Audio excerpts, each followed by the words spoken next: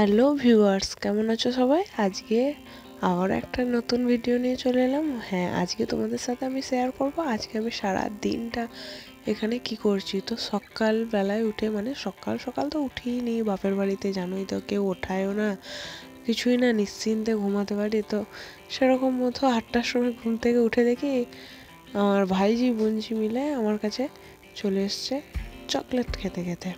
যাই হোক, ওদের নালিশ শুনলাম, তারপরে এইদিকে ওদেরকে একটু পড়াচ্ছিলাম। তারপর পড়াতে পড়াতে আমারও মনে পড়লো যে ছোটোবেলায় আমরাও এরকমভাবে বই নিয়ে পড়তে বসে পড়তাম, কোন সকালে উঠে তারপরে পড়া করতাম। আর মা তো পুরো একটা জায়গায় পড়তে বসাতো আর অন্যদিকে কাজ করতো, আর ওখান থেকে ডেকে বলতো পড়া হচ্ছে কি না, পড়ছিস না কেন, জোরে জোরে পড়, আমি যেন এখান থেকে শুনতে পাই। তো মানে অনেক ছোটোবেলাকার স্মৃতিগুলো যেন উঠে আসছিল ওদের মধ্য দিয়ে। যাই হোক, ওরা তো পড়ে যাচ্ছে আর পাশের জন ওর দেখে দেখে দেখছে ও কি পড়ছে আর কি, ও ঠিক বুঝতে পারছে না। সত্যি বাপের বাড়িতে এলে না সব মেয়েদেরই যেন সেই আগেকার ছোটোবেলাকার দিনগুলো সব কেমন ফিরে ফিরে মনে পড়ে, যে তখন মানে মা বাবা শুধু পড়াশোনা ছাড়া আর কিছুই মানে বলতো না যে এটা কর বা ওটা কর, ওটা করতে হবে। তখন শুধু পড়াশোনা, টিউশন এসব নিয়েই থাকতাম।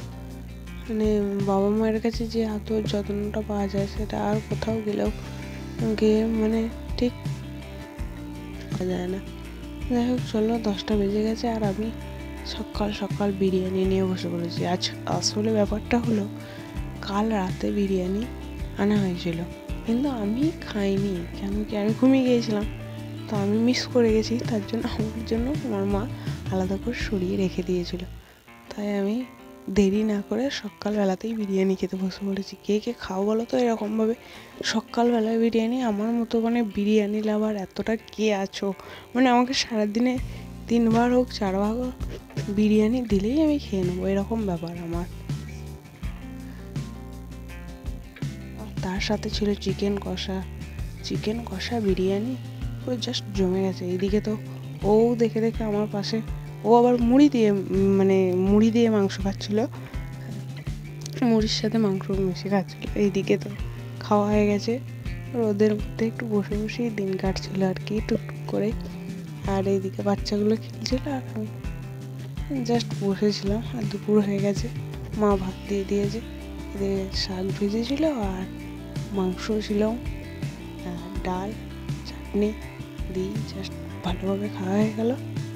আর শেষ পাতে তো দই থাকবেই, পুরো দইয়ের ডিব্বাটাই আমাকে ধরে দিয়েছে।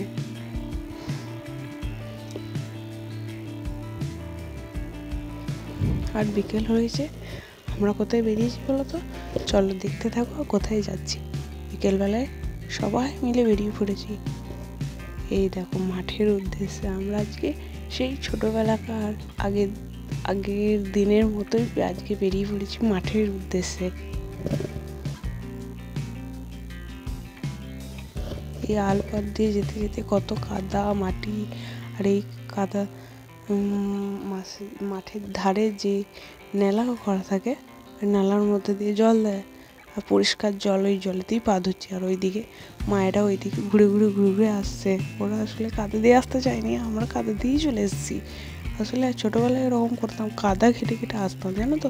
মাঠে যখন বাবাকে মানে মুড়ি টুড়ি দিতে যেতাম, যখন কাদা ঘেটে ঘেটে চলে আসতাম।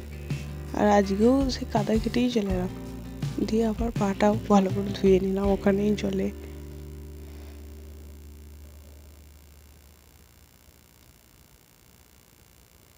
এখানটা হলো গিয়ে, এই যে কাদা জমিটা দেখছো না, এই জমিটার এখানটা পুরোটা একটা পদ্ম পুকুর ছিল।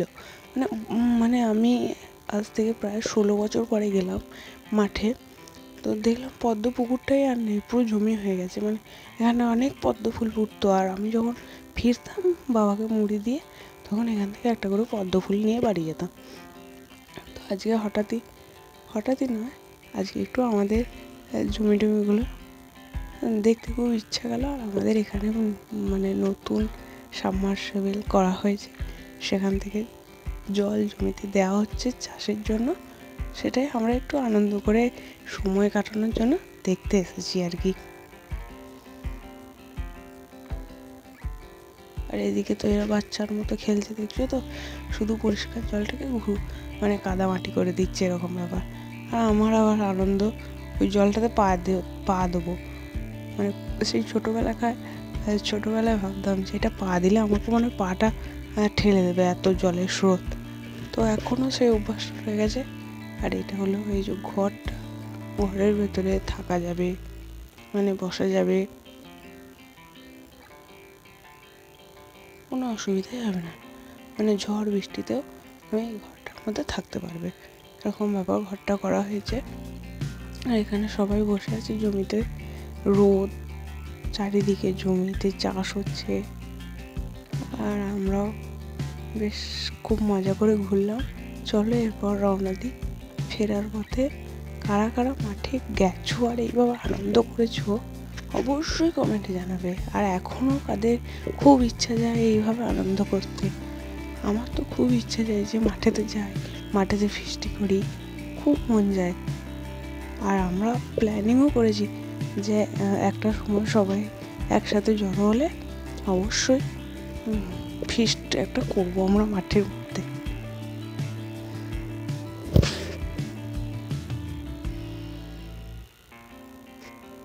চলো, চারিদিকেই শুধু জলা জমি, আর আলগুলোর মধ্যে তো কাদা হয়েই আছে, দেখতে পাচ্ছ, পুরো জুতো খুলেই হাঁটতে হচ্ছে এরকম ব্যাপার, এতটাই কাদা।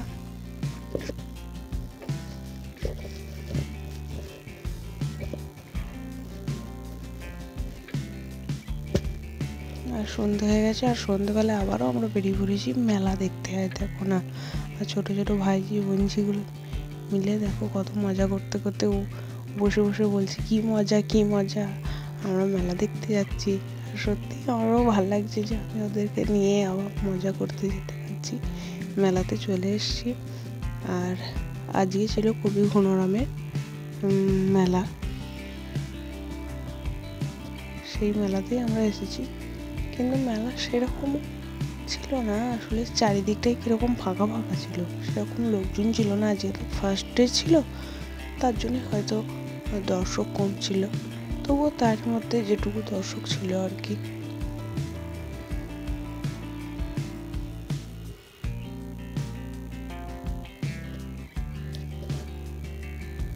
তারপরে চলো বাচ্চাগুলোকে নিয়ে একটু মেলাটা পুরোটা ঘুরে ফেলি। মেলায় কী কী দোকান বসেছে, চলো দেখি কী কী কিনে দেওয়া যায় ওদেরকে, একটু দেখি দোকানগুলো। তবে খুব অল্পই দোকান বসেছিল। আর হরেক মালের তো শেষ নেই। আর হরেক মালের দোকানে কে কী ঢুকেছো আর হরেক মাল থেকে জিনিস কিনেছো অবশ্যই কমেন্টে জানি। হরেক মালের জিনিস আগে কিনতেই হবে, এরকম একটা